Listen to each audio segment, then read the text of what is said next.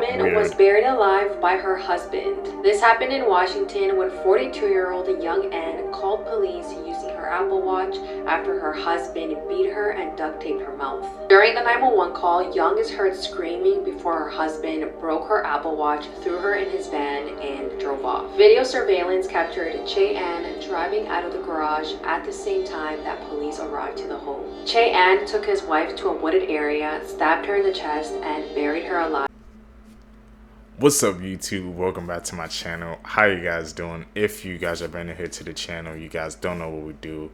We break down the most scariest and creepiest videos on the net, on the web, from YouTube videos to TikTok videos, IG videos, Facebook, anything weird, usual, and unexplained you can find right here on this channel. Like I said, just want to thank all my supporters who's coming back to the channel each and every single day, watching the videos entirely, man. Comment down below, and most importantly, hitting that thumbs up button in this videos. You guys know we got the freaking Lumen TikTok ban, so if that happens, man, we're just gonna have to navigate our way through this. But until then, man, I've been stocking up on videos, so I think we're gonna be good. Let's check this out. You guys know what we do best, seekers. Say it with me, y'all. Let's seek the truth.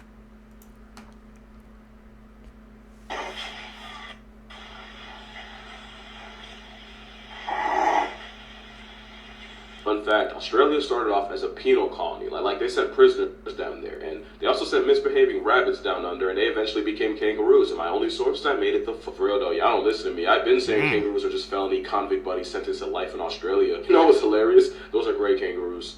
They're not the biggest ones. Red kangaroos are the max security prison deer of down under. R.I.P. Roger, but he was a 6'7", 200-pound kickboxing marsupial that crushed metal as a hobby. It's one of those animals childhood gaslit you about. It's a hop-happy homicide case that can fold you in several ways. Let's count them. They got claws for grappling. Good luck getting out of them. That toenail sharp enough to slice your stomach open. And the worst part is that tail, because they can stand on it and kick you full force, have your soul asking for divorce. Not to mention, if you follow them into water, they have the tools, knowledge, and intent to drown you. And I have a theory why this kickboxing crash out's like this. See, back in the day, they had to deal with nonsense like a marsupial lion. Basically an over 200-pound predatory wombat on steroids with the strongest bite force of any mammal pound for pound. And Megalania, a Komodo dragon times 3. 23 feet worth of F around and flatline, ain't no finding out. I really think surviving all that gave kangaroos the most irrational confidence on Earth. Now you can't tell them nothing. A whole bicep curl encrypted. Fun fact, they show submission by coughing, so if one ever presses you, you have a choice. You can have a coughing fit or fit a coffin.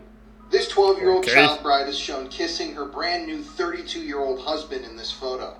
And the story behind this picture is disturbing. So this is 32-year-old Homer Peel from Tennessee and his 12-year-old bride, Geneva. They got married somehow in the 1930s in Tennessee, but not without controversy. You see, locals in the area protested this marriage, and they were constantly making their thoughts known. I mean, obviously, this is a 12-year-old girl getting married to a 32-year-old man. It blows my mind that disgusting filth like this used to be legal here in America. But unfortunately, that's just history, and it was. So, like I said, in the 1930s, Homer decided to take his child bride down to the courthouse to get married. And get married they did. Now, Geneva's mother didn't know that she was going to the courthouse to get married, and when her mother found out about this, she filed a lawsuit to try to get the marriage annulled, essentially to cancel the marriage. However, the judge said that he wouldn't annul the marriage because, as it turned out, Geneva had been living in a poorhouse with her mother, and the judge decided that her life was better with her 32-year-old husband than with her mother in the poorhouse. So, he just decided not to annul the marriage and sent the child victim back home with her abuser. I mean, this is absolutely disgusting, disturbing shit, but predators and pedophiles aren't a modern thing. And in some cases like this, it used to be legal. Let me know if you thought this was as shocking as I did. Insane. I will call the cops. This video has been making its way around the internet lately, and the story behind it is so morbid. If you have not been following along, allow me to catch you up. So the woman here in the baseball cap, her name is Katrina McLean, and she's got kind of a dark hobby. No, it's not what you think. She likes to make creepy dolls. Like these kind of dolls. She says she likes to make creations that shock the mind and the soul. So that's not a big deal. I mean, I'm into all kinds of creepy things, so you know, you do you. What did she do that people are all up in arms about? Yeah. Well, apparently there is a special ingredient to these creepy dolls that Katrina constructs. And the secret ingredient is people. Desecrated remains, to be exact. Allegedly. Katrina, along with 6 other people, are alleged to be a part of a very sordid and illegal operation that steals human remains that were donated to a medical school. Harvard Medical School, actually. And she's alleged to have a skull and some human skin in some of her dolls. The morgue manager was running this black market operation to sell parts before they were cremated and returned to the family. And the story's still continuing to unfold. A mysterious illness. The things people do for money, man. Messing with somebody's remains just to make a quick buck. Why do people always have to do the heinous things, man, for money? It truly blows my mind every single time I watch these clips together with you guys, Seekers. Has emerged in Uganda that causes uncontrollable body tremors. Since its first reported case in early 2023, Dinga Dinga, which roughly translates to shaking like dancing, has puzzled health officials, and the exact cause remains undetermined. Start dancing It out of primarily nowhere? seems to be affecting women and girls. Roughly 300 cases have been documented, all of which are confined to Uganda's Bundibugyo district, and the symptoms include uncontrollable shaking, fever and fatigue, and mobility issues due to the severity of the shaking. Fortunately, no fatalities have occurred, and the illness appears to be treatable with antibiotics, leading to a recovery within a week. There has, however, been a lot of comparisons to the dancing plagues of 1518 in France. During that well-documented historical event, people started dancing uncontrollably for days, sometimes leading to exhaustion-related deaths. And while experts have never fully confirmed the cause of the dancing plague, there are a number of key differences to Dinga Dinga, leading them to believe that, don't worry, they're not the same thing. Okay, so those are completely 2 separate things, man. Dancing until you check out. That's This woman weird. was buried alive by her husband. This happened in Washington when 42-year-old young Ann called police using her Apple Watch after her husband beat her and duct taped her mouth. During the 911 call, Young is heard screaming before her husband broke her Apple Watch, threw her in his van, and drove off. Video surveillance captured Che Ann driving out of the garage at the same time that police arrived to the home. Che Ann took his wife to a wooded area, stabbed her in the chest, and buried her alive in a shallow grave. She had a very hard time breathing when she was in there, but she was able to finally get out several hours later and ran to the nearest home and asked for help. It was said that their fight started because they were talking about divorce and finances. Che Ann was charged with attempted first-degree murder, domestic violence, and kidnapping. Here are some signs that survivor. you or a friend could possibly be a serial killer. And this is like a real problem too. Like apparently in our lifetimes, we're going to walk past 16 murderers. And apparently if you live in the city, that almost triples. Make sure to stay till the end too, because I'm going to tell you which zodiac sign is number 1 in serial killing. The first one is typically a serial killer is very, very antisocial. They don't like being the center of attention because if you're the center of attention, you have more eyes on you, which means that you can't really do your murders. The second one is a lot of them are obsessed with fire. That's because when somebody lights something on fire, they have complete control of what this flame is doing. The third one is their IQ level. Some of the most famous serial killers that we know in history are some of the smartest people ever. Even your disorganized serial killers are typically above normal intelligence. And the number 1 zodiac sign for serial killers is a Pisces. Being a Pisces says you have a very, very big heart, but you also know how to manipulate it. Apparently, if you guys go through something traumatic, you can handle a lot of the pain, but you dish out 100 times more than you got. Child the marriage Pisces. used to be legal in America, and the story of this marriage is one of the most disturbing things I've ever read about. This is 9-year-old Eunice Winstead, and this is her legal husband at the time, Charlie Johns. So on January 19th, 1937, Eunice, who was 9 years old at the time, left her mother's house. On that morning, she told her parents that she was going out to buy herself a new doll. But instead, the 9-year-old was headed to the courthouse to meet her 22-year-old future husband, Charlie Johns. So at the time of this affair, there was no age limit on marriage in Tennessee. I mean, technically, someone could have married an adult and a baby if they paid off the minister and got everything to go through properly. And so on that day, 22-year-old Charlie offered a local Baptist preacher named Walter $1, which equates to around $21 today. And the preacher accepted the offer, came into the church, and married the 9-year-old to the 22-year-old. I mean, obviously, words cannot possibly describe how disturbing images like these are. Now, at first, both Charlie and Eunice's parents disapproved of the marriage, but after some thought, they eventually approved the marriage, and they just allowed them to live together and be married. Now, sadly, Eunice dropped out of school at the age of 9 after her husband, Charlie, pulled her out, and she began giving birth to their children at age 15. They'd eventually have 8 children together. I just cannot believe that shit like this used to happen in America. Comment your thoughts on this below. And that's, like you said, it's not a modern thing. This thing was way back, bro. I didn't think about it, man. There was there was no laws back then, man. So they was just probably just going crazy.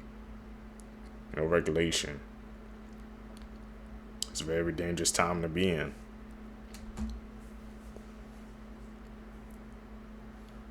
You know what this is, man. We expert level.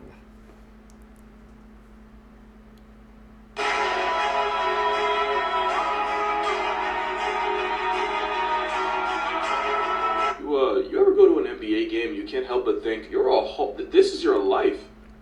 How do you miss shots ever? Same thing here, like, respectfully, I don't know. I guess I just expected a walking sand ship to be better than this. Act like you've been here before. Well, actually, funny thing about that. Tell camels to go back to where they came from, and after they spit on your entire lineage, they'll start showing up in America. Yeah, camels originated in North America. The OG hump jockey's more native to Texas than the Sahara. There's even a story about a demonic man-eating camel terrorizing 1800s Arizona, but that's for another video. Yeah, the first camels were seasoned by snow from the Arctic, not sand. Something else you might not know, the laugh track of Lion King actually used to run through Eurasia during the Ice Age, which means they have a whole winter coat at the ready if it ever gets cold enough. You ever seen a fluffy hyena? Just know, when you're being mean to the hyens, you're hating on him too. Their biggest ops have a winter fit too, although to be fair, these are Asian lions. I don't know what it is, there's just something really cozy about this picture. Okay, last one. Cheetahs are fast. Did you know that? Well, there used to be an American cheetah, and they're long gone, but the evidence is still there if you look close enough. This is a pronghorn. They're like the forgotten little brother of giraffes, and yes, they're related. They're also the second fastest mammals alive, because the cats might have stopped chasing them, but the prongs are still running. The more you know. I ain't gonna lie, this video was just an excuse to show the fluffy hyena, and I'm not about to apologize for it. Fluffy My hyena. biggest fear was having an ugly baby. Now look what the fuck I got. Look at him. He is so funny looking. How dare you say something like this about your own child?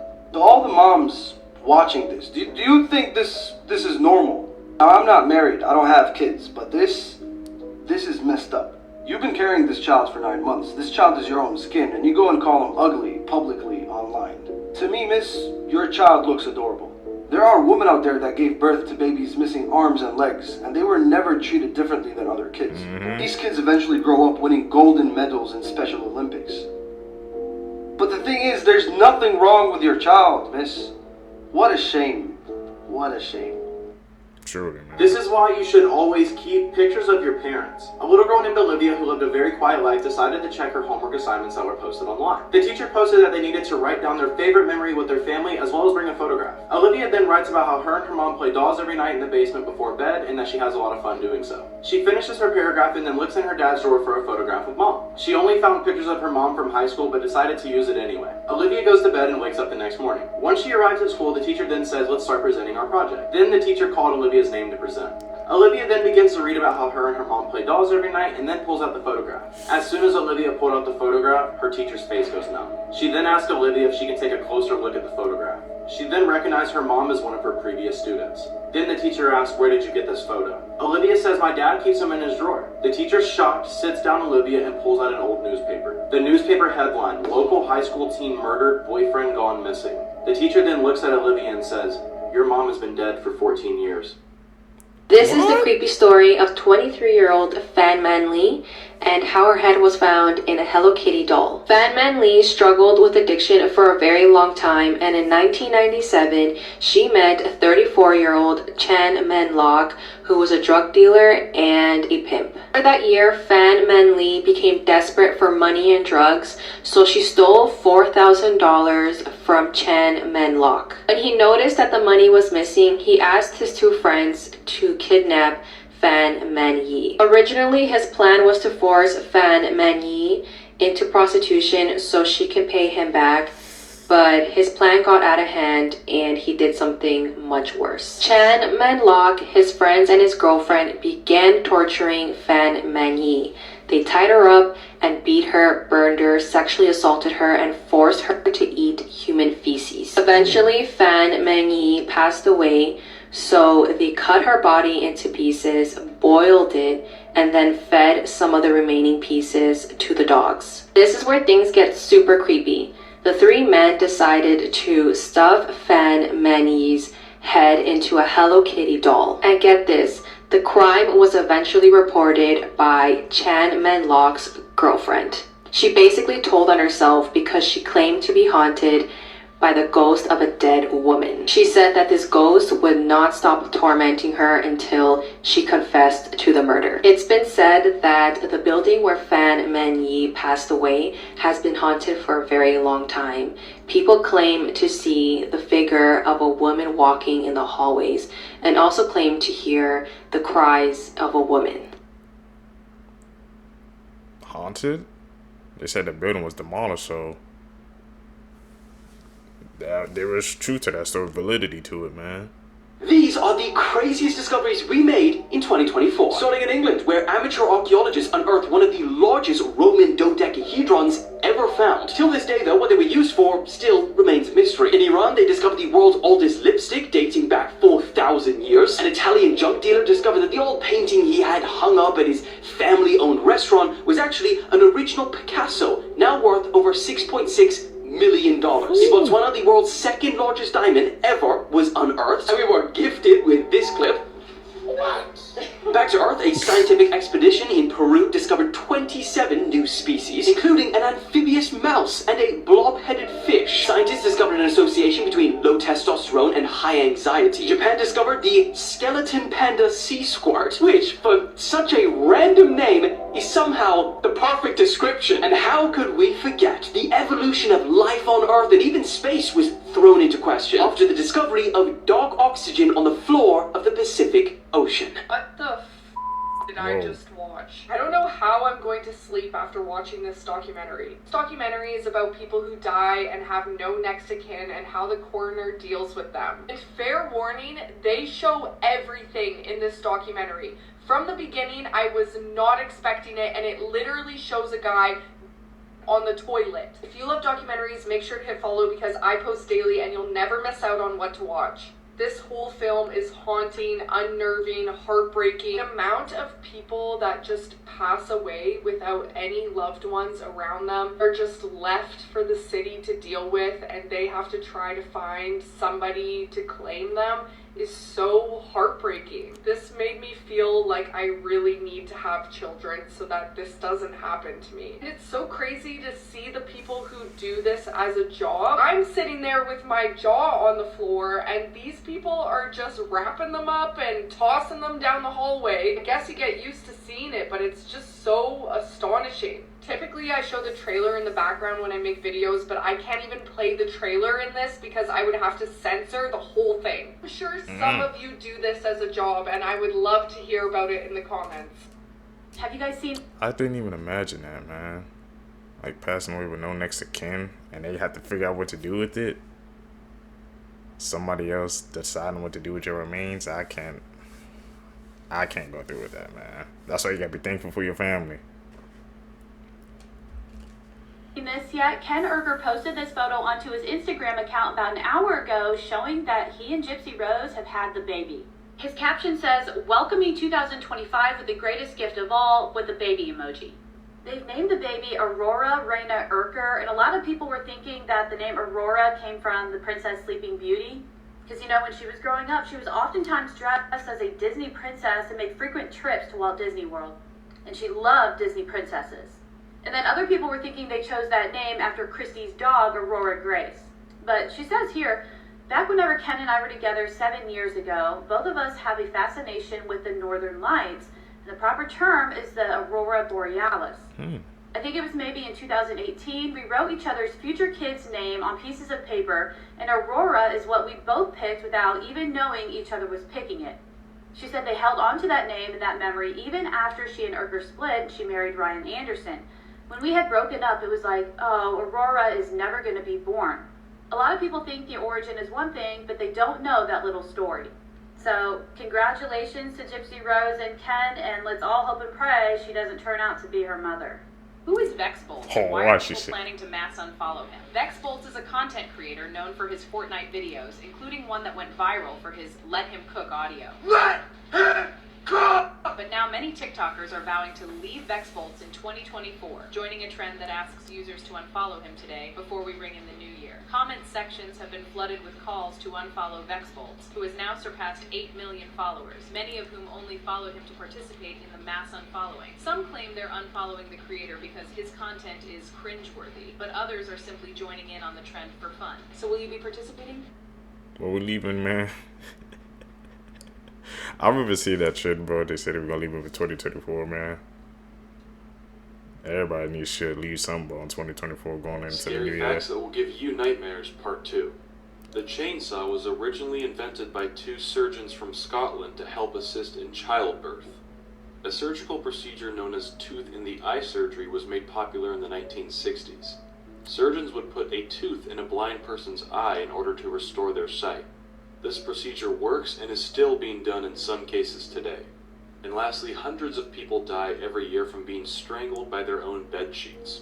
She was killed by her own people. This is what happened to 30-year-old Annie Mae Aquash. Annie Mae was born on March 27, 1945, and was born into the McCrae First Nation. Annie Mae was a part of the American Indian movement, and she was just extremely passionate about human rights and the preservation of tribal communities. She was a mother of 2, so she was fighting for her children's safety and future. Throughout her time with the American Indian movement, she was arrested on federal weapons-related charges, but she was quickly released. She was arrested for a second time in November of 1975. However, she was released just 10 days later on November 25th. Due to how quickly she was released, some members of the American Indian movement started to believe that maybe she was working as an informant for the FBI, and that's why she was released so quickly. The last time anyone saw Annie Mae was in the middle of December, and then just 2 months later on February 24th, 1976, a farmer in South Dakota stumbled upon a frozen, badly decomposed body. The farm was located along the Pine Ridge Indian Reservation, and this corpse was wearing blue jeans, a maroon jacket, and they were laying with their knees pushed up all the way to their chest.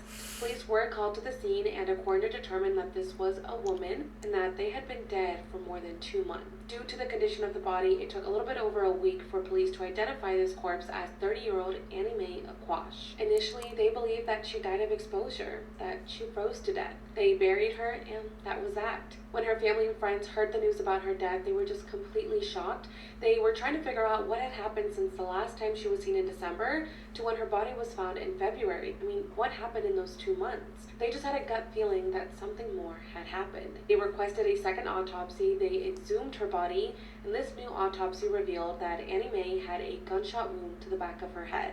This wasn't an accident. This wasn't the consequence of exposure. Annie Mae was murdered. Her friends and family initially believed that maybe the FBI had done this to silence her. However, it was later revealed that no, the FBI didn't do this. Instead, she was kidnapped, R-worded, and unalived on December 12, 1975 by 3 members of the American Indian movement. Her family just couldn't believe that she was betrayed by those she trusted and by people she believed had her back. As of today, someone has been convicted for the murder of Annie Mae and has been sentenced to life in prison, but were more people involved? Her family believes that maybe higher-level officials at the American Indian movement could have ordered her death because they truly believed that she was an FBI informant. It's been nearly 30 years since Annie Mae, a mother, a sister, a beloved friend, a human being, was killed. To hear more about what happened to Annie Mae, make sure to watch Vow of Silence on Hulu to uncover the truth, and let me know what you guys think about this down below. This is a true horrifying story of what Jahannam really is. Jahannam is hellfire. It is a place of eternal punishment. It is believed amongst all religions. In some religions, like Christianity, hell is a spiritual dimension, so it's only the souls that are tortured in hell. But that's not really the case. Hellfire is a physical place. It does exist. It is a world, just like any other world. It has valleys, mountains, and canyons. But it's not only a world. This thing breathes. It roars. It speaks. Hellfire is a beast. Hellfire eats sinners for a living. The more you feed it, the hungrier it gets. It is so big, it is chained by 70,000 chains. And on each chain, there are 70,000 angels pulling it. I'm talking about 4.9 billion angels. Do you know how big an angel can be based on Islamic narrations? An angel can tip over a country with the tip of one of its wings. Imagine the size of an angel. Now imagine 4.9 billion of them just struggling to hold down hellfire. Hell has 7 gates, and the guardian angel of hellfire is Malik. Malik is the only angel that never smiled. Let me tell you how terrifying this place is. In hellfire, there are clouds of acid. People that enter are given clothing made from fire. The temperature in there are millions of kelvins. Nothing compared to the sun. People in hellfire are privileged in size. God makes them so big, one of their tooth will be the size of Mountain Uhud. Why are they so big, you ask? So they burn slower. You will hear disturbing sounds of screams from people in there. They will beg for food and water, and they will be told to go down to the bottom of hell to find the tree of Zaqum. Zaqum is a fruit made in hellfire. It is so hot, one narration says if this fruit accidentally dropped on earth, it will burn down the whole globe. They will be given boiling water to drink. The water will be so hot, their faces would melt before they drink it. And if you decide not to drink nor eat, they will force feed you till you have a full stomach. Hellfire is also a place of ambush. There are other creatures in there that will attack you. I'll leave the rest for Mu'min Abu Mecca to explain. I'm not sure how other religions describe it, but in Islam, this is hellfire, and no one can sacrifice themselves for your sins. Sounds like a terrible place. Have you guys heard about the horrific story of Maddie Clifton? On November 3rd, 1998, beautiful 8-year-old Maddie Clifton went missing in her neighborhood in Jacksonville, Florida. Maddie asked her mom to go outside and play with some friends, but when she failed to come home for dinner, everybody was worried. Everyone in the neighborhood got together to search for Maddie in hopes to find her alive. 7 days later, on November 10th, Maddie's neighbor, Missy Phillips, runs across the street hysterically calling for police. Missy led police to her 14-year-old son's bedroom, and what she shows police next is super chilling. She explained to police that as she was cleaning her son's bedroom, she noticed that his waterbed was leaking, so as she pulled up his sheets, she saw Maddie's lifeless body laying in between the bed frame. Maddie's body was found partially clothed, bludgeoned with a baseball bat, and she was stabbed multiple times. Police quickly arrest Joshua Earl Phillips, and the story that he tells police is super disturbing. So he told police that Maddie came over to his house to play baseball and he accidentally hit her in the eye with the ball. Then he apparently took her into the house because she wouldn't stop crying, and as he dragged her in the house, her clothes came off. And then he hit her again with the baseball bat to get her to stop crying. So when his parents got home, he ran upstairs to check up on Maddie, and he noticed that she was still alive and moaning in pain. So instead of saving her, what does he do? He stabs her to death and shoves her in the bed frame. He slept in the same bed with her deceased body for 7 days, and he eventually got life in prison. This is what he looks like now. Chilling case, man. 7 days just sleeping on top of that? 432. In March of 1998, 23-year-old Virginia woman Amy Lynn Bradley was on a Royal Caribbean cruise ship to Curacao when she suddenly vanished from the balcony of her cabin around 6 a.m. The Coast Guard conducted a 4-day search in surrounding waters but found no trace of her, so authorities concluded that she simply fell overboard and drowned. But in the years since, there have been several reported sightings of Amy that suggest she may have been kidnapped and forced into human trafficking.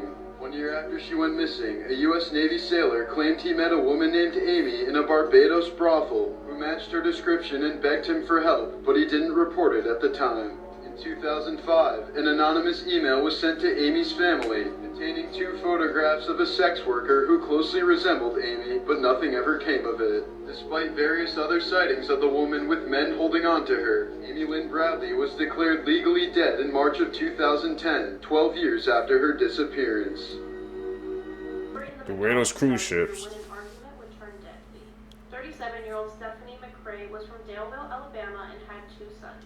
She was also married to 37-year-old Ricky McCrae, and they had been married for some time. Their marriage had a lot of happiness and love, but it also had periods of strain and conflict. On July 13th of 2024, the couple was at a McDonald's drive-thru. Stephanie was driving and Ricky was on the passenger side. An argument started between the two, and workers at the McDonald's could hear the argument through the intercom system. As Stephanie reached the pickup window after placing her order, she told the employee to please call the police because her husband had a gun. Ricky, who was in a fit of rage, shot Stephanie 3 times in that drive-thru line, killing her instantly. The gunfire was heard by the employees, and they closed the drive-thru window immediately and fled for their safety. Once Ricky had shot Stephanie, he fled on foot. Surveillance footage from nearby businesses had captured a man fitting the description of Ricky running away from a McDonald's wearing red shorts and a white tank top. Ricky was arrested and charged with the murder of his wife. Police say that the two were in an off-again, on-again relationship, and they had just discussed the relationship before the incident. Ricky claims he is not guilty and he was home the whole time and it wasn't him. As of right now, Ricky remains in custody awaiting further court proceedings. Man, those toxic relationships, bro, they never end well. And any of the clips I viewed together with the Seekers, man, it's just somebody always pulling the other person down, man, or doing something unexplainable to the other person, man. Get out of those toxic relationships. That's my full advice. It ain't worth it in the end. Unbelievable stories that sound fake but are 100% real. This is Henry Tandy, and he was the most decorated British soldier during World War I, meaning he had the most medals and honors, but that's not why he's remembered today. On a fall day in 1918, Henry was propped up on a war trench just like this one, scanning the battlefield before the day came to an end. When he suddenly noticed a shadowy figure walking towards him through the mist, he immediately grabbed his rifle because he wasn't sure if this guy was on his side or the enemy's. But as the figure got closer, Henry realized that this guy was severely wounded and he had a German uniform on, meaning he was indeed the enemy. The wounded soldier had no weapon and just kept slowly walking towards Henry, not realizing the danger he had just gotten himself into. But as the German realized what was about to happen, he didn't try to run away, he just stood there and accepted his fate. Henry couldn't find the strength to shoot this guy, so he let him go. That soldier was Adolf Hitler. And look what butterfly effect that led to, man. It's crazy, man, how like one small moment can change the course of history. You never know, man. That's wild to think about.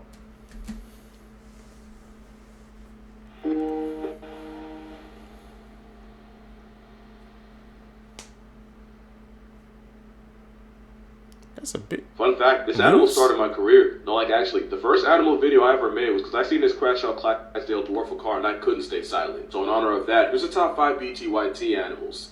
Bigger than you think. Moose are built like a bad joke. They're not slightly bigger deer, they're slightly smaller elephants. Fun fact, only animal where swerving and praying to RNGesus is safer than hitting Bullwinkle with your car, because if you hit their legs, that's about 1,400 pounds of moose coming through your windshield. That's if you see them, because moose are so tall, your headlights won't even reach high enough to give their eyes away. Stay woke to the Moosaya. I feel like people think wolves are just slightly bigger, unhinged huskies. And I think so did this husky, till he found out. As big as you think wolves are, I promise you they're bigger. And we turned that into a beagle. Saltwater crocodiles are a massive middle finger to everyone's way of life. Up to and over 20 feet and 2,000 plus pounds worth of predator. They also have the strongest recorded bite force of any animal at 3,700 psi. A grizzly's like 1,200 and they can obliterate a bowling ball. Swans are literally everything geese grow up thinking they are. It's called a mute swan because there are no words for how egregiously foul this Q-tip dinosaur is. Look up swan song. It's named after the fact that it's the last thing you'll hear while in the present tense. My sources I made at the FNAB, like they do have a human body count. And lastly, wombats put the W in Wombo and WTF. It's built like a boulder, that's not even a joke. They life retire predators by throwing it back. And I won't be elaborating on that, the more you know. Morbid Facts, What did he be Part doing back? 474. Known as the girl who can't feel pain, Ashlyn Blocker was born with a congenital insensitivity to pain, a rare condition characterized by her body's inability to experience physical pain. While it may sound like a superpower, this condition has left Ashlyn without the natural warning signals that typically alert people to danger. From a young age, she accidentally injured herself countless times, forcing her parents to be constantly vigilant to prevent serious harm. In one case, she ran on a badly fractured ankle for several days before her parents finally realized that something was wrong. Here's a 1955 photo of actor James Dean pretending to sleep inside of an open casket at a furniture store in Indiana. After a fatal car crash just 7 months later, Dean would end up laying in a casket permanently.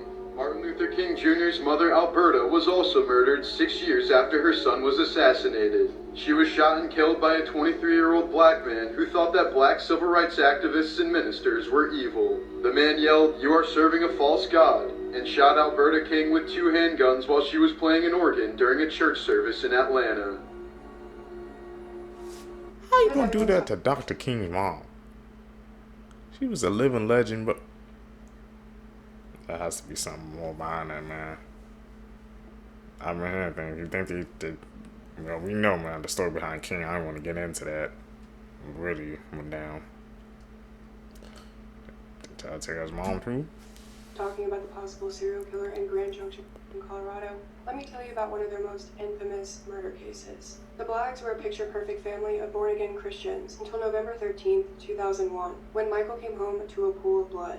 His wife, Jennifer, and 6-year-old daughter, Abby, missing. The back door was left open, Jennifer's purse was spilled out on the floor, and her jewelry was missing. But when authorities looked at the crime scene, something was off. If a stranger had broken into their home, why would they leave items of value behind, like guns and cash? And why would they move the bodies in Jennifer's van and return it to the family's garage? In May the following year, investigators start digging through the Mesa County landfill. And after removing 3,000 tons of trash, they find the mummified remains of Jennifer Blagg, wrapped in a tent and surrounded by trash from her husband's workplace. Michael was convicted for only his wife's murder in 2004, but 13 years later, he got a second shot at freedom. It turns out a juror lied on her questionnaire about being a victim of DV. In 2018, he got the same result, life in prison without the possibility of parole. And despite being convicted twice, he refuses to reveal the location of his 6-year-old daughter, Abby. It's believed her remains are still deep in the Mesa County landfill. Shit, man, just a freaking monster, bro. How long you would survive in these places. Inside a refrigerator, 10 days. In the middle of the ocean, 3 days. Inside a freezer, 4 hours. In a microwave, 15 seconds. Black hole, instant death. I want to talk about what makes this picture that so counts. terrifying. But the woman that you're looking at is Samantha Trey, and she went missing in June of 2016. For some context, this was the apartment building that she was reported missing from. When her friends could not get in touch with her, a police search commenced. One of the first things that they noticed when they got into the apartment was that her laptop had been almost entirely destroyed. You know, like, it was very clear that somebody had deliberately tried to ruin this computer and whatever was on it. Investigators were still able to get into that computer, which is where they found this final webcam photo that was taken. Something they found very disturbing, and clearly she looks like she's in distress, but what's in the background is what really unnerved them. When they increased the brightness, an unknown man could be seen behind her in the room, which they believe she was very clearly aware of. Samantha was never found, and this man was never identified. If you do want to catch more creepy stories, make sure to go check them out on my show, The Sinister. What's Buddha? Like, when he be doing those zoom ins of those pictures in the background, man, I always freaking blow my mind, because I don't, like, legit, I don't see anything until you really have to zoom in, man. It's all in the details, bro. The pictures, they tell a story.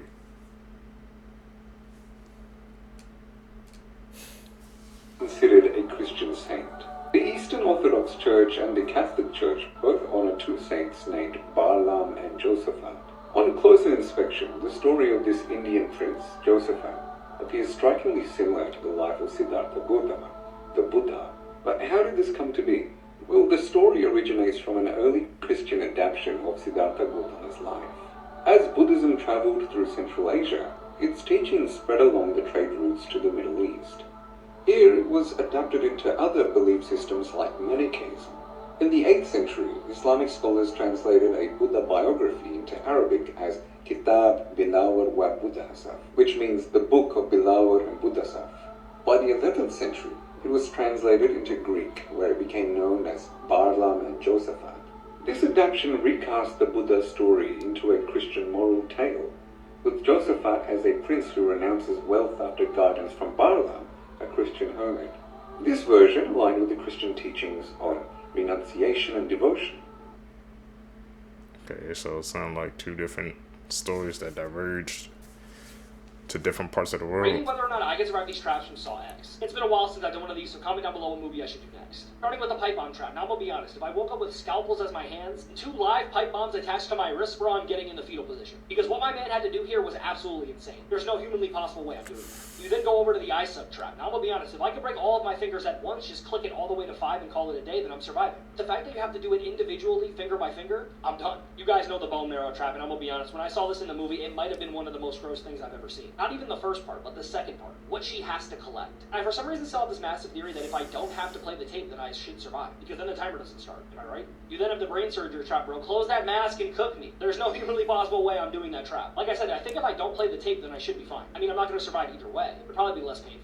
You then have one of the easiest traps in this movie, man, the radiation trap. You have to break your wrist and your ankle. I know that sounds painful, but the alternative is absolutely awful. I'm surviving that 100%. You then have the waterboarding trap, which as long as your teammate is not trying to unalive you, you should be good. You then have the gas trap. There is one porthole, and if you were stuck in there with me, bro, you are not surviving. Like and follow for more. And barely lost. That just goes to show that Slenderman is not that strong. Yes, it's a creepypasta. Yes, it is made into a movie. It is the movie good? No. But in all honesty, I don't think Slenderman matches up with any of the horror movie characters. So Slenderman versus Jason, he's getting packed up. Slenderman versus Freddy, also getting packed up very easily. I know I'm yapping here, but I don't even think Slenderman's beating Leatherface. Leatherface is just a normal person. Like and follow for more. 10 quick facts that can save your life. Don't repair your own microwave. They can hold electrical currents even when unplugged. If you're ever impaled by something, leave the object in place and go to the hospital rather than trying to pull it out yourself. If you're choking, make sure people know. Don't panic and just walk away. If you have a fire in a pan on the stove, cover it with a lid or towel. Don't eat snow for hydration. The energy that's required from your body to melt the snow will actually dehydrate you even more. If you think you're having a heart attack, you should chew aspirin instead of swallowing it. If you're ever in a falling elevator, laying down flat and covering your face is your best bet for survival. A wagging tail does not always mean that a dog is happy. Dogs also wag their tail when they're fearful or as a warning. Never approach a horse from behind. If a tornado doesn't look like it's moving left or right, it's most likely moving towards you.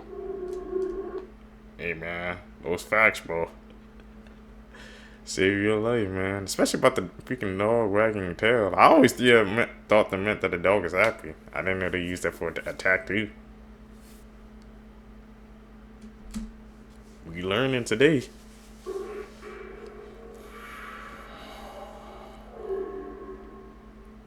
Six days ago, I posted a video listing 8 horrifying facts about jinns. Number 2 from that list caught many viewers' attention. Let's have a look at that clip. Number 2, mythical creatures that we see in movies, such as dragons, mermaids, goblins, and trolls, are inspired by supernatural beings. The jinns of the sky, the jinns of the sea, the jinns of the mountains, and the jinns of the caves. For hundreds of years, mythical creatures were always inspired by supernatural beings. Let's use mermaids as an example. In urban legends, mermaids are known to be sea creatures that lure sailors to their death by their enchanting voice. They are not as innocent and friendly as how movies make them seem. This is the only real video available online that could maybe prove a being of what seems to be a mermaid. Check it out. We got another one over here? What are those?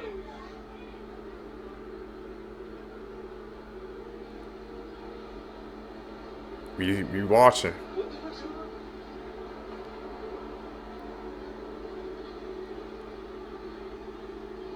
On each side of the boat? Something's definitely moving, bro. See that motion? Oh, it's something swimming fast underneath that water. Something swimming real fast underneath that water. I hear him. Where's he at?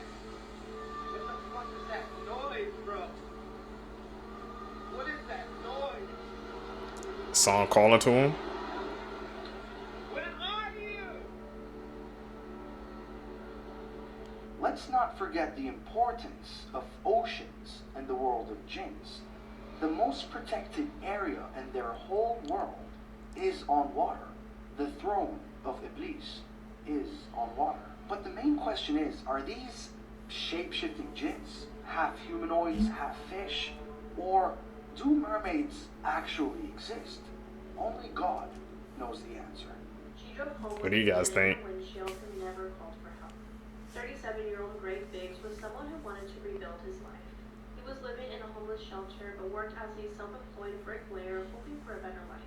Greg was a devoted father to his 18-year-old son, Brandon, and even though they couldn't live together, they still had a very strong bond. Greg was such a kind-hearted person. He had met this woman, fell in love with her, and she had nothing, but he gave her all of his money, and she left him. Because of this, he lost his house, he lost his truck, and this is what led him to become homeless. And that just shows you what kind of guy Greg was. On October 25th of 2001, 25-year-old Shantae Mallard, who was a nursing assistant, showed up at her friend's apartment in Fort Worth, Texas, and this friend went by the name T. Fry. Shantae appeared to be a responsible and caring individual, but whenever her and T. Fry would get together, they would show their partying lifestyle and just be wild and rebellious.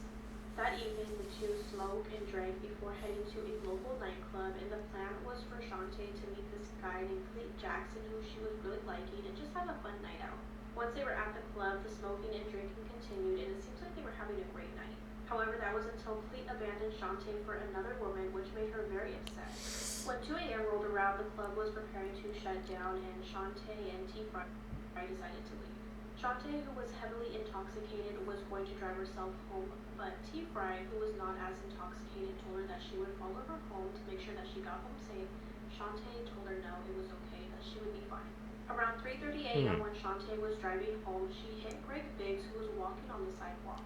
It was so bad that Greg's body went through the windshield and he was partially lodged in the car. Despite suffering severe injuries, including an almost amputated leg, he was still alive and conscious. There was blood splatter inside of the car, and even his handprints were on the passenger side door, showing that he was trying to get out. Instead of Shantae stopping the car to help Greg or call for help, she just kept driving home. She passed by a fire station, a hospital, several payphones, and she still continued to drive home with Greg in her windshield. Once Shantae arrived home, she parked the car in the garage, turned off the lights, shut the garage door, leaving Greg in complete darkness, and he was just moaning in pain. About an hour later, Shantae called her friend T. Fry, crying on the phone, asking her to come over. When she arrived at her home, she directed her to the garage, and that is when she saw Greg's bloody body still in the windshield. But of course, instead of calling for help, they turned off the lights and left him there to die. After that, they drove to T. Fry's apartment to go to sleep, and the next morning they drove back to Shantae's house, and that is when they found Greg motionless. Realizing that Greg was now gone, Shantae had called Cleet, asking for him to dispose of his body. Cleet, who was already on parole, was furious about being asked to do this, but he did it anyways. He and his cousin Tyrone went to Shantae's house. They took Greg's body out of the windshield, put it in a rug, took it to a park, and left his body on a bench. They wanted to leave Greg's body in a public place so that his family could find it and bury him. The next morning, 2 men who were at that park discovered Greg's body and contacted police. Greg's case went cold for several months until February of 2002, when a tip came forward from a woman named Miranda Daniel, who was familiar with Shantae, and told them what had happened that night. Police went to search Shantae's garage, and even though several months had passed by, her car's windshield was still shattered and there was still blood inside. Shantae was convicted of murder and sentenced to 50 years in prison, but will be eligible for parole in 2027. As for Cleet and Tyrone, they got a sentence of 10 and 9 years. Just a few weeks ago, a 32-year-old man named Khalil Kimi was swimming at a pool party in Israel when all of a sudden a sinkhole opened up under the water, causing him to be dragged inside and sucked to his death. On January 5th, a personal trainer named Tom Mansfield died after ingesting an amount of pre-workout equivalent to 200 cups of coffee. The father of two reported that his heart started beating extremely fast and he was foaming at the mouth before he died just minutes later. The following day, on January 6th, a 16-year-old boy named Teddy Balkin was playing a JV hockey game when he fell to the ground and collided with another player. His neck was then slit by the boy's hockey skate and he died later in emergency surgery. Hockey, dangerous sport, bro. Risking your life. I had to get myself up and out of bed for this because I'd never heard of this case before. Welcome to Creep Time on TikTok with Celestine. These are the 13 unaccounted minutes before Patrice Andres went missing. On April 15th, 2004, Patrice, who's a local salon owner in Georgia, walks into her shop and finishes her last client at exactly 11:37 a.m. Another client then calls the shop at 11:50, to which there's no answer, which is very unlike Patrice. In that 13-minute window, something happens in that salon where Patrice goes missing. The next client comes in to find the shop empty, and police police are called to the scene, which is eerily undisturbed. Aside from some missing money in the register, there's nothing that's out of place, there's no sign of a struggle, even her lunch is still sitting there warmed up. But two separate witnesses would come forward to report passing the salon within that time frame. Both witnesses come forward to report seeing a light blue sedan parked out front and two unidentified women standing next to it. One of the women was described as tall with dark hair and the other short with light hair. These eyewitness accounts mark one of the only insights as to what happened in those 13 minutes. After 20 months of searching, her remains are finally found at the bottom of a ravine, but the manner of death is unknown. Initially, her husband is suspected to be involved as maybe a jealous spouse, but a scrutinizing investigation would rule him out. She leaves behind her 15-year-old son at the time, who till this day continues to search for answers as to what really happened to his mom on April 15th. So what are your theories as to those 13 unknown minutes? It's kind of scary, man, how like that small amount of unaccounted time led to somebody's demise. Make sure you're having to be aware of everything, man, even the minute details. Like I said, if it wasn't for those two people, eyewitnesses checking out that pulled up that blue sedan, they wouldn't have had nothing. Creepy facts that you shouldn't read. Your mind gets sense when someone is staring at you even when you're asleep, which explain why you randomly wake up during the night. Spirits are more active at night and mostly exist in air-conditioned rooms. They look and stare at you at night. They read your mind and try to speak and show your future dreams. Follow if you're scared. Interesting, spooky facts. You guys read that? Videos that seem innocent, but actually have a terrifying backstory. This video shows a man playing Dance Dance Revolution while some teens unknowingly record him and make fun of him. 6 months after this video was taken, this man, Adam Lanzo, would shoot his own mother 4 times in the head while she's sleeping, then drive to Sandy Hook Elementary School where he'd murdered 23 people.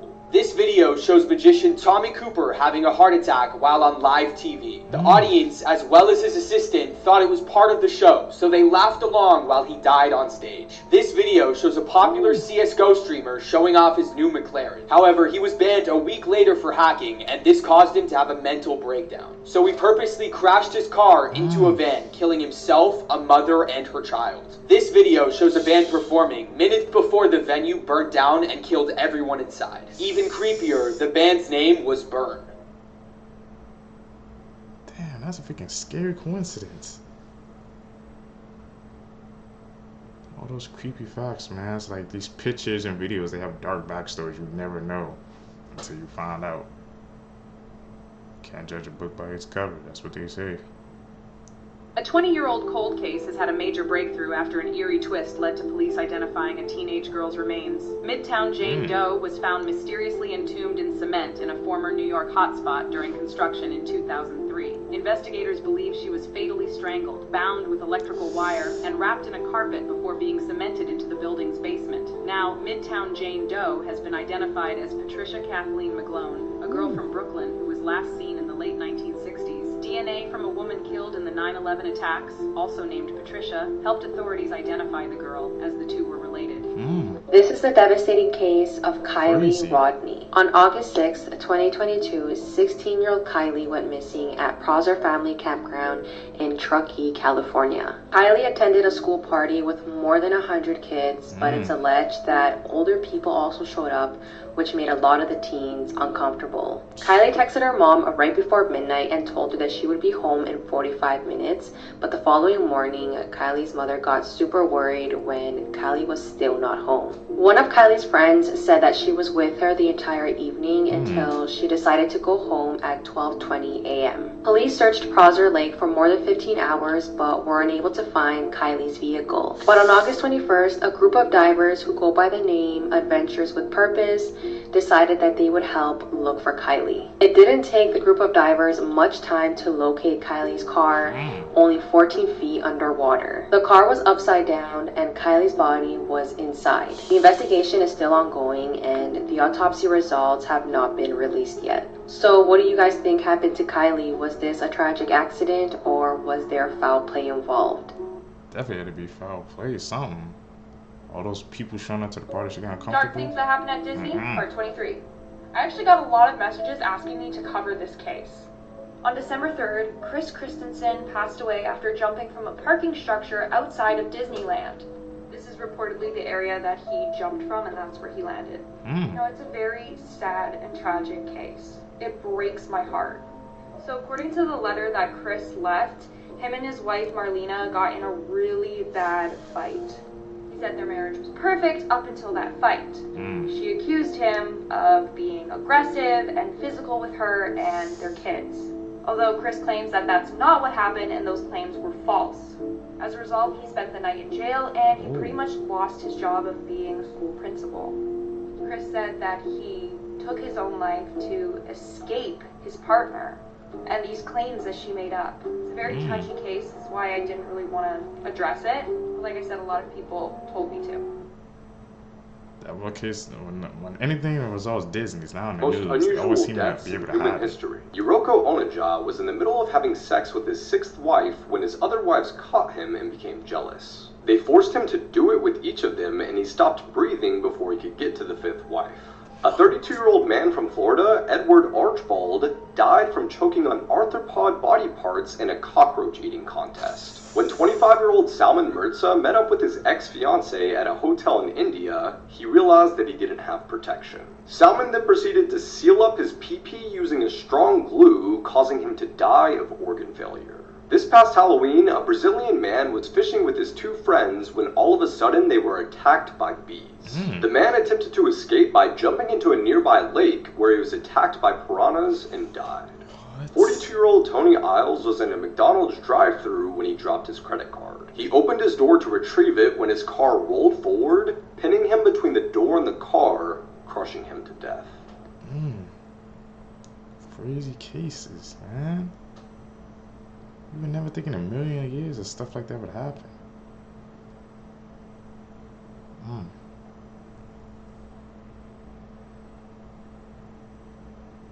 That it.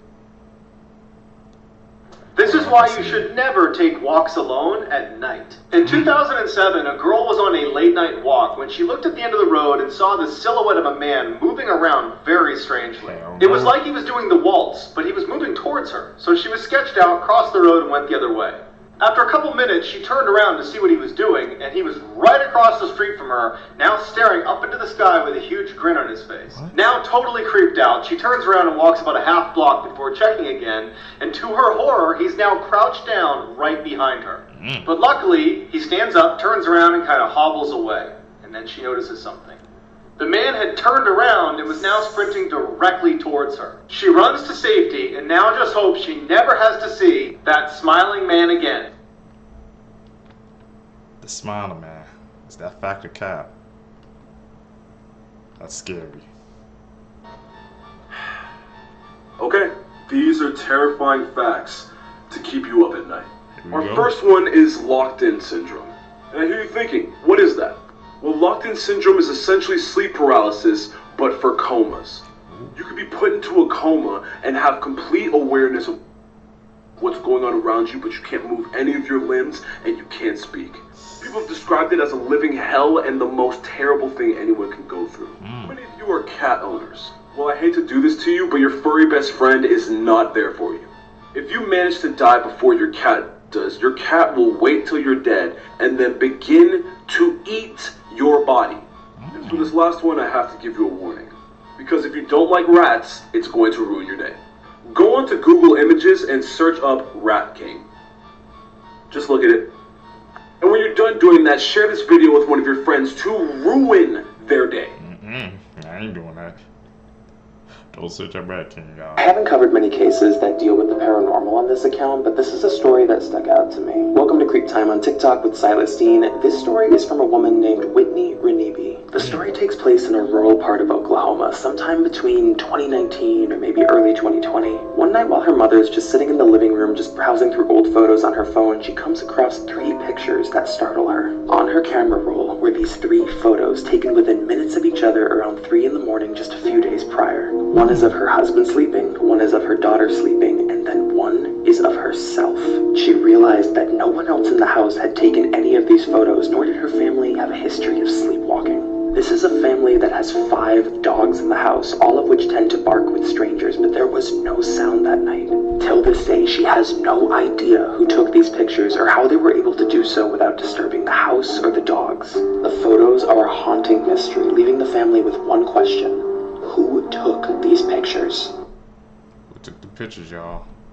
They snuck in with no detection. Let's talk about skinwalkers. They are said to be powerful witches and medicine men. They can even change their form to any animal they desire, including humans. But they mainly change into deer, wolves, and coyote. You know, dragon fruit ain't that good. The scary part is they say if you see one, they can steal your face and even your last scream for help. You might think this is like a folklore or a tale. People actually believe these are real. The scary part is there's actual videos of people seeing oddly walking humans screaming help in the middle of nowhere.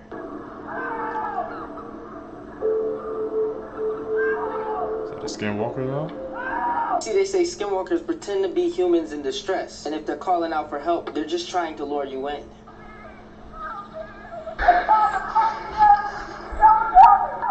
Ashley! That's when they take your life and use your voice and your look to catch their next gullible victim. A man's wife wasn't even home, but yet somebody was calling him to come downstairs in his wife's voice.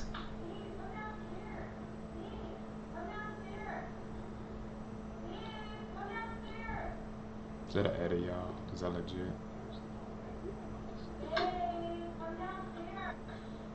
Don't trust it. If you want me to go out in the middle of the field, at least shapeshift and look like Rihanna or Beyonce. I'm making a mess, but this look good. I'll be there in a minute. 30 seconds flat. Naked. Very naked. Maybe even Lizzo. Let's light this candle. What the? Skinwalkers, man. Should we check that out? I've seen a couple of videos, man. I haven't deep dived into it yet. Edit. Gotta call it like I see it, man. This is the Pitbull video, one of the hardest cartel execution videos to watch explained. The video that I'm about to explain is extremely graphic and I don't recommend searching for it. I won't. The video begins with a man lying on his back on the ground and 2 men are holding his legs open. He's being restrained. And in total, there is 5 perpetrators and 1 victim. And also 2 pit bull dogs. Apparently, this is the victim's punishment for allegedly doing something with a kid or to a kid. The victim is naked, and at the start of the video, the dog has done most of the work. The dog already ripped off the man's privates, and it's just a bloody mess. The dog continues to rip pieces of flesh off of where his privates used to be, and the victim is being held down, and he is also gagged so he can't scream. But sometimes the gag came loose, and at this point you could hear the man scream in pain. The victim was even talking, but I couldn't translate it, but that means he was completely conscious during this, which I can't even imagine the pain. As a man, this might be one of the worst videos out there. Funky Town is bad, Ghost Rider is bad, but as a man, I can't imagine anything more painful than a pit bull ripping off your junk while you're still alive. Not many people mention this video with the other disturbing ones, but it's definitely up there. There's not any information about the victim after the video. I don't know if he died, but it's safe to assume he did. He lost a lot of blood, and if a dog eats your privates, you will most likely get an infection and die from it. All in all, this video is very graphic, very real, and very disturbing. Please do yourself a favor and never go searching for this video, especially if you're a man. I never search for those video seekers. Do y'all? Me personally, I don't.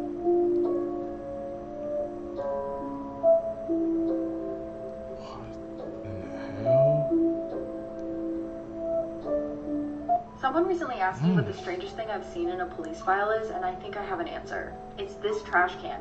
Let me explain. So this trash can was found in Joan Rish's house in 1961, immediately after she went missing. Her young daughter had gone to a neighbor's house and told the neighbor that mommy is missing and there's red paint all over the kitchen. And when the police got there, they saw that the red all over the kitchen was blood. But there were also a few really weird details like this trash can, so the police had no idea what had happened to Joan. So first and foremost is the fact that this trash can is just in the middle of the kitchen. Normally it was under the sink, but here it is just in the middle of the kitchen for no reason. And then the contents of the trash made no sense. So here is the phone receiver which has been ripped from the wall. You can see in this photo here that the phone is still on the wall, but just the mouthpiece was ripped off and then moved across the kitchen and neatly placed on the trash. And on the phone was a fingerprint they could never identify. People hypothesized that maybe someone was there, and when Joan went to call for help, they ripped the mouthpiece off. Then there was this beer. So Joan's husband was out of town when this happened, but when he came back, he said that no one in the house drank Miller High Lifes. He didn't drink it, Joan didn't drink it, the trash had been taken out since the last time people were over, but yet there's Miller High Life next to the trash. Joan disappeared that day and was never seen again, and these two little pieces right here are some of the only evidence that someone else may have been in the house. They don't know if she ran away on her own, if she was taken, or what. But the whole story is really wild, and I tell it all tonight on the episode. Also, merch goes live when the episode drops.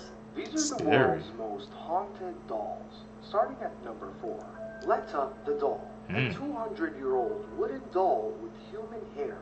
She was discovered beneath a house in Australia.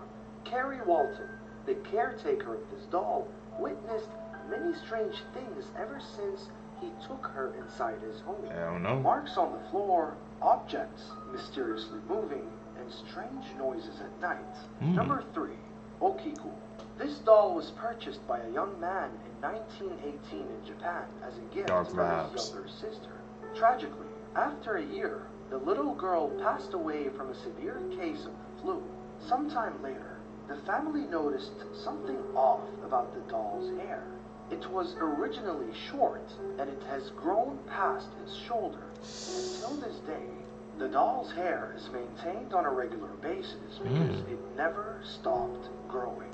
Number 2, Annabelle. Known for its infamous movie releases and stories with Ed and Lorraine Warren, we do know that this doll is possessed by something that is evil, and whoever held this doll suffered from many bad things. Therefore, the doll is now stored in the Warren Museum, safe and sealed. But Annabelle is not the most haunted doll. What is it? Because coming at number 1, Robert. Robert is not an ordinary doll. This thing is sinister. This doll is possessed by a demon, and it speaks to children. In Florida, in the early 1900s, this doll was gifted to a young boy named Robert Eugene, and his parents always used to hear Robert and his doll speak in the bedroom alone, and the family used to hear the voice of the doll respond. Eugene kept his doll till 1974 until he passed away at an old age. No one knew why this old man kept his doll for more than 70 years. After his death, Robert was given to the East Martello Museum. Visitors who have taken his picture without permission claim to have experienced terrible misfortune. If you visit Robert in the museum, you will see that this doll is surrounded by apology letters and also other letters, like permission to look at him. And no one dares to take a picture of Robert. Robert the doll. I'm gonna have to look that up, man. There were people that would definitely write letters saying how they were sorry taking picture videos of him without his permission. Some dark energy going on there.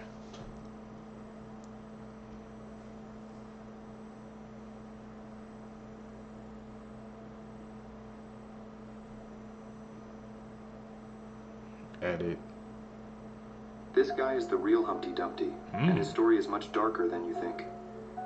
Deep in the eerie town of Puddlebrook, Kentucky, resided Gilbert Eggman, a man plagued by misfortune. His tale took a sinister turn when he joined the construction crew. Perched atop a towering brick wall on his very first day, 3 co-workers, fueled by malevolence, sent the ladder crashing down. Gilbert's pleas for help fell on deaf ears. Desperate to rescue him, the trio resorted to a crane.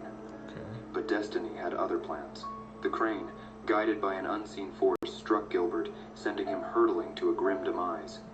The town whispered of Gilbert's curse. In the following months, darkness consumed Puddlebrook. One by one, the 3 construction workers met their untimely ends, each death shrouded in mystery. Gilbert's curse, it seemed, had unleashed its wrath upon them, becoming an urban legend in the small town. You won't believe what this person found on the dark web. The dark web refers to 80% of the internet that is not accessible through normal internet browsers. Here's why you should never go searching on there. This one person was searching around when they stumbled upon a live bid. Now, he didn't actually realize what they were bidding for, but he was watching it. When the bidding ended, it was revealed that it was for a woman tied to a chair. The winning bidder decided what happened to this girl. It ended up being a torture and murder live stream. To this day, it was never revealed who was behind this or who this poor girl was. That's really sad and messed up. But follow for more sad and messed up content, I guess. Also follow me on YouTube, link in bio. Dark web, man. We've heard stories about that, but this man has been sentenced to 100 years in prison after doing the unthinkable to his daughter. Tony Valles is a 66-year-old from Helena. On the 10th of July 2022, he was at home with his partner Heather.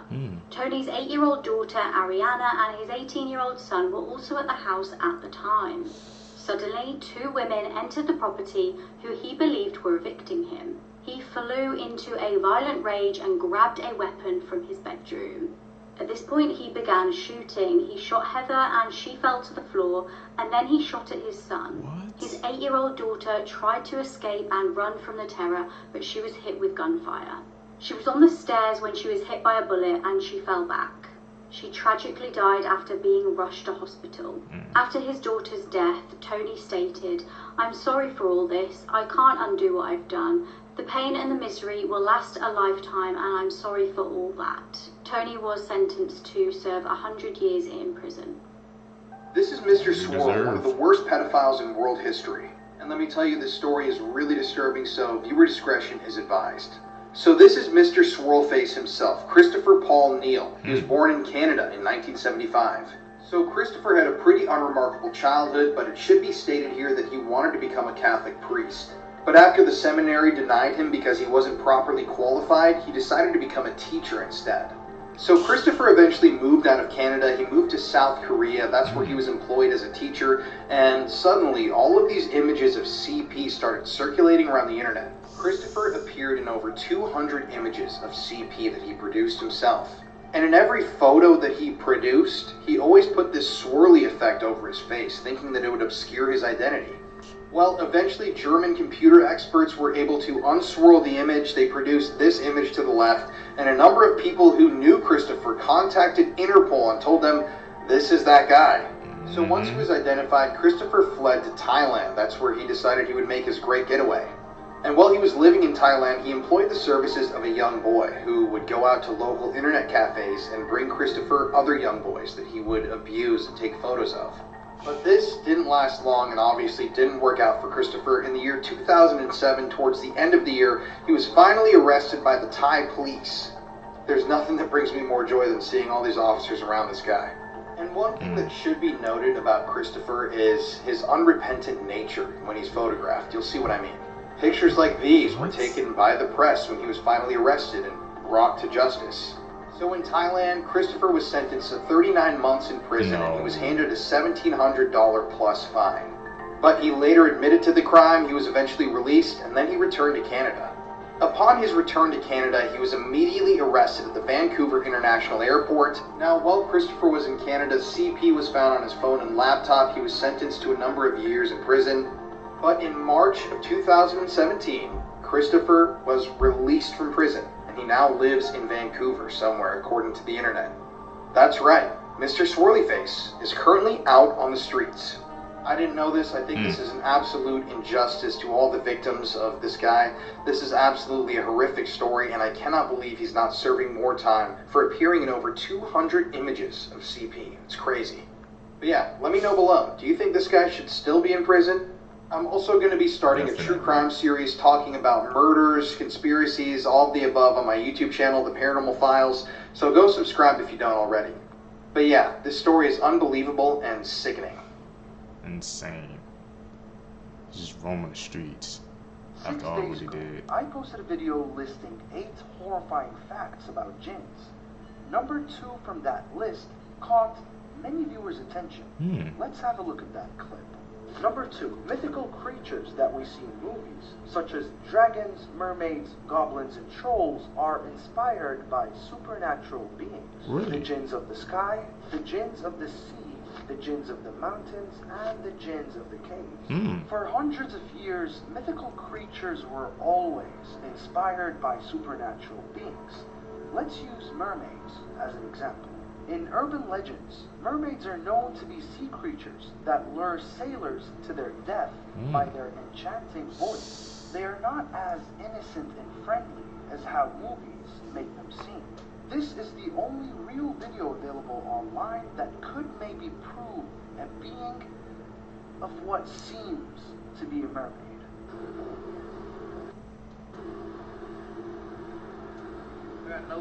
Another one over here? Alright. What are those? Whoa. Swimming side by side, something is weird. What the hell?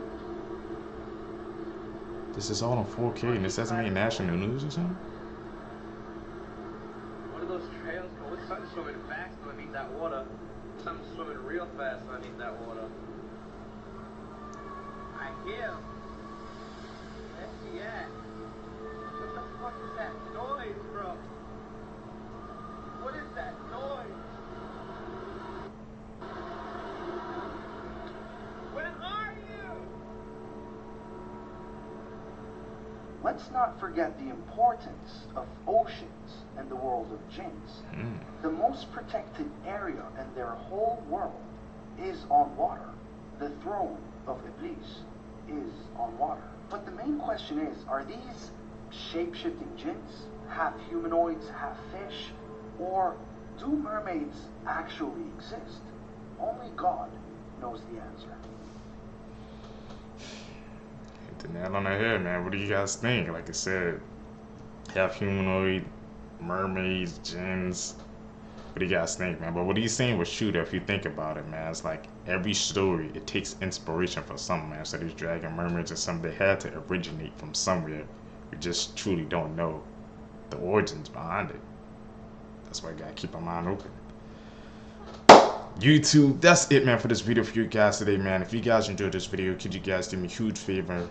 Leave a thumbs up on this video, subscribe to the channel, hit that post notification bell, man. Like I said, also, man, comment down below, guys, what you guys want to see next, man. Like I said, I hope you guys been enjoying this new style and bring it to the channel. Talking less, pausing even way less, and just letting these videos play through. That's what you guys want. That's what I'm gonna do, man. And like you guys said, if you guys want me to switch up the videos, man, like I said, DM me the videos on Instagram, Twitter. That's why I said to follow me on there, so we can grow together, man. And I can get these videos out for you guys, man. What you guys want to see. You guys can catch you in the next one. I'm out. Peace, seekers. Facebook Marketplace. 56-year-old Denise Williams of Johnstown, Pennsylvania, wanted to buy a refrigerator for her boyfriend. She found one listed on Facebook Marketplace. The seller was 26-year-old Joshua Gorgon. Denise went to his apartment alone to check out the fridge, but never came out. On Monday, she was reported missing by her family, and police were able to track her using her phone and information from a Facebook account. She was found dead from multiple stab wounds at Joshua's apartment. Joshua was arrested and charged with criminal homicide. When he was interviewed by Cambria County detectives, he admitted to stabbing Williams to death with a kitchen knife following an argument over the cost of the refrigerator. The mystery of Kate Yup is... That right there, man, is exactly what. If you guys gonna meet up somebody to buy something like online from Marketplace or something like that, always make sure it's in a public area. Never meet them at their house or a location of their choosing, man. You have to do it in a public meetup, a public setting, because you never know what can happen, man. Like you said, they were disputing over the price, and look what that turned out. Never go to a person's place, man. Especially if you're buying something online. No. Still very much unexplained. Kate Yup was a YouTuber who would make mukbang videos where she would eat excessive amounts of food. These were not normal videos. Kate was eating aggressively fast, almost like she was being starved or she was forced. She also wears a blindfold in every video, so her identity is completely unknown. But viewers became seriously concerned when they started to notice warning signs that Kate might be under someone's control. There are indicators that there was somebody else in that room with her while she's eating all of this food. You can hear him breathing in the background of her videos. She's eating so fast that in one video she actually chips her teeth, and when she shows them to the camera, these are teeth that are rotted. But the most compelling evidence to support that Kate Yup could be a victim of trafficking are the cryptic messages that she's left in the text editing of her videos. Since this all kind of blew up in the media, the channel has gone totally dark and there hasn't been a new video in a year. Barbie has a much creepier history check that than I out. thought. I'm going to show you some theories about Barbie that have been keeping me up at night. And I cover all sorts of creepy and true crime stuff, so follow along. In 2010, Barbie released a doll that had a camera on her necklace as well as a video screen on her back. Come This again? doll has since been discontinued, but there's a lot of rumors about what happened to this footage when it was recorded. So people have always theorized that the footage was collected and sold either by Mattel or by someone more nefarious. And it's been mentioned how easy it would have been for hackers to collect and sell all this data. The FBI even put out a statement about it. Barbie also released and discontinued the Hello doll, which could listen to children and respond with over 8,000 pre-recorded answers. A lot of parents worried that these dolls were potentially recording their children and then selling that data, but this doll also has really concerning reviews. Like, people say that the doll won't take no for an answer. Like, if she asked if you wanted to hear a story and then you said no, she would actually push back and then just tell you the story anyways. What? The doll would also ask really specific and targeted questions about children, like how big their families were and if they had any siblings. Was this doll just collecting market data on children, or was it something much weirder? No one could work out why Much this weirder. child kept getting sick. So doctors took a look at the cameras that were set up in the room, and what they saw gave them chills. 9 days after Garrett Spears was born, he was admitted to hospital. Since then, Lacey Spears would care for her son through a myriad of illnesses. No one could figure out why young Gareth kept getting sick. Lacey, the dutiful single mother, would document his illnesses online. She created an online blog where she would chronicle her struggles and document her struggles to find a cure for whatever illness Garrett had. In 2014, Gareth, age 5, was rushed to hospital. Doctors again couldn't quite work out what made him sick, but they were able to treat his symptoms and he made a full recovery. Doctors were gearing up to discharge him. However, within a few short hours, Gareth took a turn for the worst, and without warning, he sadly passed away. The hospital staff were devastated, but very confused as to what had happened. So they did a blood test, and that's where they found something very disturbing. Garrett had deadly levels of sodium in his blood. He had been suffering from sodium poisoning, which meant someone was poisoning him. So when hooked up to certain machines in the hospital, there are cameras. They took a look at those cameras, and they saw what was happening. Don't tell His me. mother, Lacey, had been poisoning him with sea salt. Lacey was arrested. She was diagnosed with Munchausen syndrome by proxy, and she was sentenced to 25 years. My name's Harves, and I tell 7 crime stories. For more, remember to follow. Just for some clout? People have to be better, man. When clout comes into the picture, they just lose all sense of morality. Never fails, man. Clout is one of the most dangerous drugs there's out there nowadays. And shoot Geoward in the back 12 times, killing him instantly. With her son-in-law's body on the kitchen floor, Cynthia went on with her birthday celebrations, first going to a local cafe for breakfast, then to a casino, and finally to her favorite coffee shop, where she was brought into questioning by police. And what followed is an interrogation that would make anyone's blood curdle. Come here, come here. I'm so sorry! We're just gonna put handcuffs on just for now. Where's the nut? Sorry, Dad, I'm sorry, I don't know what's that. This is police body cam footage that depicts a 12-year-old girl after she just stabbed and killed her 9-year-old brother. She's seen crying and apologizing to police and her mother repeatedly. This would take place on Friday night in Oklahoma. Just sit there for a second. You don't have the knife on you, right? No, I swear I don't. I'm Sorry. sorry. I don't. I'm sorry. It would be nighttime and the one parent would be sleeping upstairs when the 12-year-old daughter would stab her 9-year-old brother repeatedly in the chest. She then would go upstairs to wake up her parent to inform them of what she had just done. I went upstairs in my room and I threw it out the window and it's behind the apartment right here. You threw it where? I threw it out my window upstairs. Not right there. It's the room. It's the other room. It's right behind the apartment. This apartment right here. The young girl would be taken into custody and being held at the Family Center for Juvenile Justice. The hell made me do that?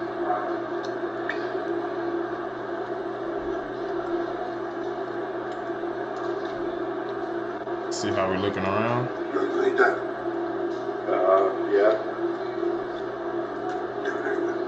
So this is death row inmate Taylor Parker, who went to extreme lengths to cover up her lies. She even killed a pregnant woman in order to steal the baby from her womb, just to prove she was really pregnant. So picture here we have Taylor and her boyfriend Wade, and what appears to be a baby bump. What later is found out is just an actual prosthetic baby bump, not a real one. She was covering up this entire time, pretending to be pregnant so that Wade would not leave her. Now, she couldn't have gotten pregnant because she had a hysterectomy several years earlier, but Wade was unaware of this. Well, that's where Reagan comes into play, because Reagan actually was pregnant around the same time that Taylor said she was pregnant. And she knew Reagan because she had been a photographer at Reagan's wedding. Now, Taylor's perpetrating this lie the entire time, so even holding a gender reveal party and going to ultrasound, sending fake images to her boyfriend. He never gets to go into the doctor's office. She keeps telling him, oh, sorry, it's COVID, you're not allowed to go back there. So he begins to grow a little suspicious of the whole thing, especially after when the day she was supposed to be induced, his house catches on fire and a bomb threat at the hospital they were supposed to be induced at occurs. And then she becomes 3 weeks late on her pregnancy. That's when Wade's mother pulls him aside and says, you know, I actually think you're onto something. She's probably not pregnant. Wade confronts her once again about the whole thing, and she says, watch, I'm going to get induced at a hospital in Oklahoma, and you will see. So Friday, she sets up an appointment to be induced. So that morning, Wade actually goes to a hog sale because he was supposed to go down to this sale about 4 hours from their house, come back, drive her to the hospital, and watch the baby be induced. Well, ends up being that he goes there and it was a false. She had set this up for him to actually go to this hog hunt so she could go see Reagan and murder her, and she does. Sadly, she goes over to her friend's house, attacks her, stabs her with a scalpel that she had over 100 times while her little daughter is standing right there. Then she cuts open her stomach and extracts the baby from it and rushes towards the hospital. She gets pulled over for speeding and says, hey, look, I just had this baby. It's unresponsive. Help me, help me. She had actually tucked the umbilical cord into her pants to make it look like the baby was still attached to her. But the hospital staff begins to grow suspect as she refuses to be checked at all, and the baby shows up dead, and they actually heard that there was a baby that was abducted from another murder victim after the mother of Reagan showed up and found her daughter with 100 stab wounds. Sadly, at court, all of this web of lies comes out. Reagan and the baby were killed. She was sentenced to murder and sentenced to death in Texas, where she currently sits on death row awaiting execution. So update on the election. One of the most freaking bizarre cases, man, we heard, man. And it just goes to prove when a person is lying, man, they spinning those webs, how they would just try to do anything to cover it up. Like, she went to the extremes. That's because, like I said, that boyfriend and their boyfriend moms were catching on that, hey, like, you probably not pregnant. Like, you's on to something. And look what she did. Liars can be one of the most dangerous, unpredictable people in the world. Seekers. Lexi Treviso case, if you didn't know, a lot of people that went to school with her are starting to speak out on social media outlets, and the Daily Mail just published an article on Saturday. So the headline reads, she was a master manipulator. Lexi Treviso knew she was pregnant and had even picked out the name Alex for her baby boy, but hid it from everyone. So what the students told Daily Mail is that around mid-November, students already started to speculate if she was pregnant or not, which she was denying all the rumors. Even her cheer coach had asked her if she was pregnant, but she said that it was the pill, which is why she gained so much weight. But she obviously looked pregnant. I mean, she was actually pregnant, but they felt that they couldn't keep asking her because it was just gonna make them look wrong. As in, they were giving her the benefit of the doubt that maybe she was just gaining lots of weight. And when the news broke back in January that someone had discarded their baby in the hospital, people already started to suspect that it was Alexi. So the students did explain that after the news had broke out, both Alex and Devin were gone for a couple of weeks, which they were able to put two and two together. And when they they came back, Alex at one point had the audacity to write a poem called People Talk, basically addressing all the rumors that were going on about her. The reason they also said they couldn't just come out and talk about what was actually happening is because the school was threatening them if they were to talk, they were going to be suspended and not be able to participate in the graduation ceremony. She is currently out on a $100,000 bail and awaiting trial on September 11th. Oh my God, you People guys, talking this is about the probably truth. the biggest story in true crime today, or it probably will be for the next week. Did you guys see that someone confessed to the murder of JonBenet Ramsey? For my younger followers, this is JonBenet Ramsey. She was killed in her home December 27th, 1996. She was a 6-year-old little girl. She lived in Boulder, Colorado, and someone came in the middle of the night, it was presumed, and kidnapped her. Now, it has been long speculated that the parents were involved. So they said they woke up and there was a ransom note. They were very well off. And I've heard theories also that the son was involved. He was roughly her age, maybe a couple of years older than her. So like I said, she was killed on December 26, 1996. Now, on December 27th, 1996, this was a huge national story. Now, before the story became known as widely as it was, the Boulder police received a tip that someone had gotten a phone call from a friend that he hadn't spoken to in years, saying that he was scared. He hurt a little girl in Boulder, Colorado. Now, authorities never looked into this or questioned the guy, but the guy in question was Gary Oliva, and this is a picture of him at the 1-year anniversary at the JonBenet Ramsey vigil. This was a picture taken by a private investigator hired by John Ramsey, which was JonBenet's father. He gave them this information and they never looked into it further. Wow. So again, like all my videos, what is going on with the justice system in this country? So they never looked into it, never questioned this guy, but 4 years later, in 2000, this guy was arrested with, relating to CSA. I can't really say it on TikTok, but you get the idea. He was arrested in 2000, at which point he wrote more letters, confession letters, to this friend that lived in California. Okay, so fast forward to 2016, this guy gets arrested yet again, and cops find pictures of JonBenet on his phone, and the CSA charges that he was being arrested for multiple times, and the multiple tips from this guy that he had called and said, "I'm scared, I hurt this girl," were never looked into. What? Again?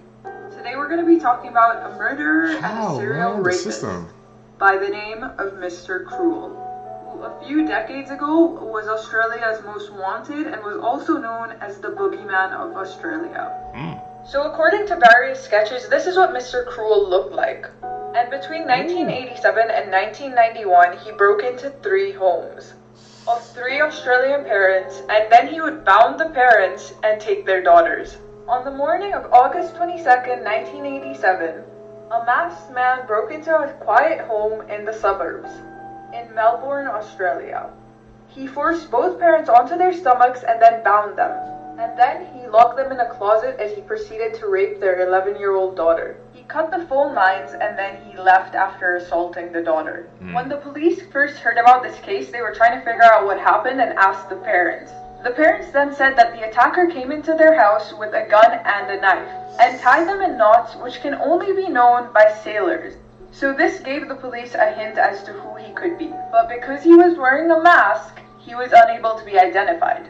The little girl who was attacked then told the police that he had made a phone call, and told the person on the phone call to move their children and also called him a bozo. But when the police looked into it, they found no record of any phone call. This was just something that Mr. Cruel did to throw the police off his case. He was doing this to purposely confuse investigators. And that's when he went for his second victim, Sharon Wills, who was 10 years old. Just days after Christmas in 1988, John Wills, his wife, and their 4 daughters were asleep. And this house was a couple of miles away from where the first crime took place. Wearing dark blue overalls and a dark ski mask, Mr. Cruel came back. He held a gun to the father's head, and just like the previous crime, rolled the parents onto the stomachs and bound them and gagged them. He knew Sharon Wills' name and woke her up. He then blindfolded her, gagged her, and took her away, and fled the house with some of her clothing the next morning. By the time the father got help, it was too late. Mr. Cruel was gone and so was Sharon Wills. But 18 hours later, a woman stumbled upon her. She was dressed in a green garbage bag, standing on the street a quarter after midnight. Because she was blindfolded throughout the assault, she couldn't give much information to the police. But Mr. Cruel made sure to wash her body and cut her fingernails and floss her teeth, so there was no forensic evidence available. He then told her that he was the boogeyman. But this was just the beginning of Mr. Cruel's attacks. He then proceeded to attack another girl and murder and attack one more. Running out of time, so I'm gonna have to make a part 2, but make sure you check it out. This is one of the most high-profile pedophiles in Hollywood, Jeffrey Jones. You might recognize Jeffrey from a number of movies he's been in, like Ferris Bueller's Day Off, The Hunt for Red October, and Beetlejuice. It's highly ironic to me that in a lot of the movies he was in, Jeffrey Jones played the villain, and he ended up being one in real life. So after his career flourished in the late 80s and 90s, let's fast forward to 2002. That year, Jeffrey was arrested for the possession of CP, if you know what I'm talking about, and he was accused by a 17-year-old boy of soliciting him to take nude photos. These charges get even more disturbing when you realize that the young boy who accused Jeffrey of soliciting him to take nude photographs was 14 when the charges were originally brought up and the accusations were made. Jeffrey pleaded no contest to the solicitation. He openly admitted that he had done this horrible thing. But once again, because of legal loopholes, because he admitted to this and pled no contest, that meant that the other CP charges were completely dropped. No way. And what happened to Jeffrey after all this? Well, he got 5 years probation. He also had to go through counseling and register as a sex offender. And yes, if you're wondering, to this day, he is still registered as a sex offender. You can find the records of all of this online. But it seems like Jeffrey didn't want to be known as a sex offender throughout his life. For the rest of his life, and he would end up being arrested twice for failing to update his sex offender registration. And in 2006, when working on the set of the movie Who's Your Caddy?, the community of Aiken, South Carolina, where the film was being filmed, complained to the government and complained that a sex offender was on set. This was due to the fact that families had been invited to visit the set with their children, and they had no idea that there was a predator lurking amongst the crew. Right to know. To this day, a lot of people don't know what this guy has done, and even Justin Bieber posted a photo with him a couple years back, and a lot of people were obviously a little mad about that. And I think it's important to realize that these people are everywhere. They're your friends, your family, your neighbors. They're even celebrities. And at the end of the day, even the people that you look up to and have seen a million times on the silver screen could be the worst people you've ever met in real life. If you like these types of stories, give me a follow or listen to my wife and I's podcast, Murder in America. Like you said, man, it seems like it's always somebody in Hollywood or famous in that realm that has that problem, man. Y'all know the beef that's going on with freaking Jake and Kendrick Lamar right now. You know what Kendrick said, how he's been dropping disses and about hitting about certain stuff. It's like it's crazy. It's a rampant problem in Hollywood, man. Or when it involves famous people, we don't know if it's true now, it's not confirmed, but it's just crazy how it's always like someone in that realm or something like that. That's just something to think about. Patreon? I know if Amanda was alive, she'd be a Patreon member. Thank God for true crime. What would...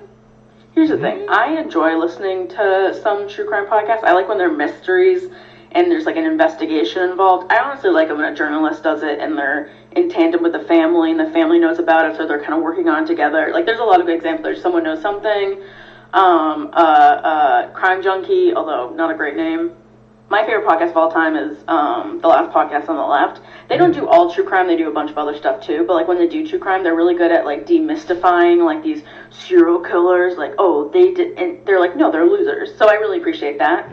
But anyway, someone recommended My Favorite Murder, and I listened to an episode, and I was like, no. First of all, the first half was just like 40 minutes of them doing bits between them, and I'm like, okay, well, if you're going to be a true crime podcast, don't you do research and stuff?